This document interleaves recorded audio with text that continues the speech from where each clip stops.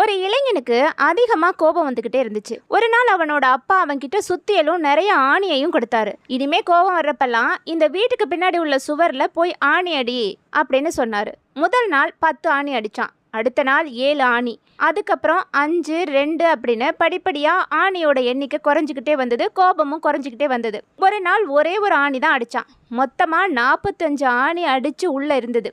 இனிமே எனக்கு கோபமே வராதுப்பா, இனி நான் ஆணி அடிக்க வேண்டி இருக்காது அப்படின்னு அவன் அப்பா கிட்ட போய் சொன்னான்.